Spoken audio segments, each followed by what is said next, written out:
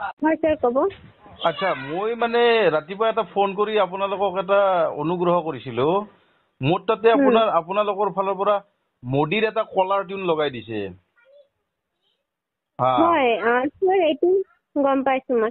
Sir এইটো independence day লৈকে থাকিব। নাই নাই ইণ্ডিপেণ্ডেন্স ডে লৈকে থকাৰ কথা নাই নহয়। মইতো মোদীৰ মানুহ নহয়, মইতো মোদীৰ ছাপৰ্টাৰ নহয়।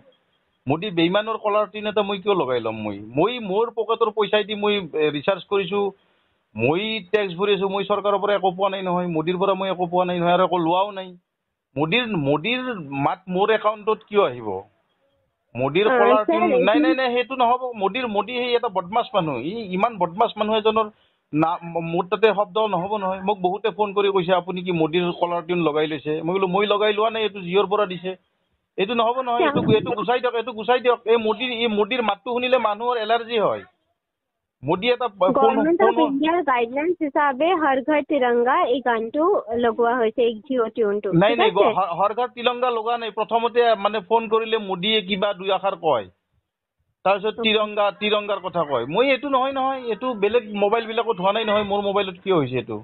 মোৰ মিছেছৰ মোবাইলত হোৱা নাই।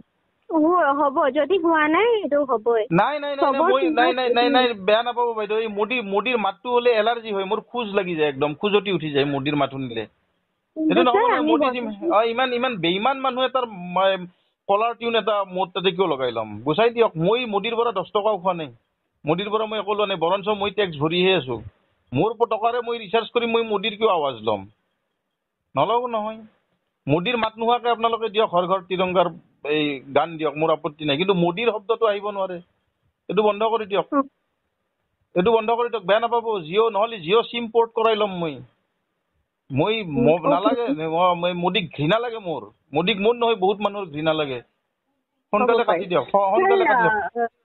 অ'কে, তেওঁ আমাৰ কনচাৰ্ণ নহয়। মানে আমাৰ হেৰিটো হ'ল হৰ ঘৰ তিৰংগা, এইটো গভৰ্ণমেণ্ট অফ ইণ্ডিয়াৰ গাইডলাইনছ হিচাপে আপুনি দিয়ক, আপুনি ঘৰ ঘৰ তিৰংগাটো দিয়ক, মোৰ আপত্তি নাই। কিন্তু মোদীৰ মাতটো কিয় আহিব মোৰ মোবাইলত? অ'কে, এইটো গোটেই জিঅ' টিউনটো এনেকুৱা। জিঅ' কোম্পানীটো মোদীৰ কোম্পানী নেকি? মোৰ 239 টকাৰে মই ৰিচাৰ্জ কৰিছিলো আগতে যোৱা মাহত। এইবাৰ ৰিচাৰ্জ কৰিব লগাইছে 350 টকা।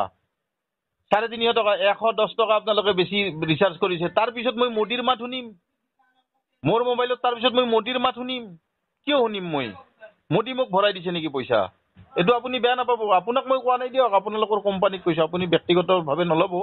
আপোনাৰ লগত মোৰ এইটো কোম্পানীৰো ভুল নহয়, এইটো গভৰ্ণমেণ্টৰ কথা আমাৰ শুনিবই লাগে ন। আচ্ছা, গভৰ্ণমেণ্টক আপোনালোকে কি ইলেক্ট্ৰল বণ্ড দি আছে তাৰমানে, হয়নে নহয়? সেইকাৰণে আপোনালোকে শুনিব লাগে নেকি? হ'লে কি কোটি কোটি টকা আপোনালোকে ইলেক্ট্ৰল বণ্ড দিব, আপোনালোকে টকা উঠাব আমাৰ পৰা, পাব্লিকৰ পৰা। আপোনালোকে গভৰ্ণমেণ্টক কৰক। মোক পাব্লিকক কিয় হাৰাচমেণ্ট দি আছে? পাব্লিকক হাৰাচমেণ্ট দিব লাগে আপোনালোকৰ কাম নহয়।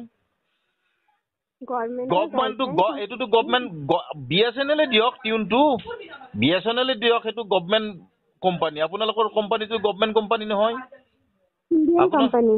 কি ক'লে? ইণ্ডিয়ান কোম্পানী হয়। এইটোতো প্ৰাইভেট কোম্পানী না। এইটো আপোনালোকৰ অনিল আম্বানী নে মুকেশ আম্বানীৰ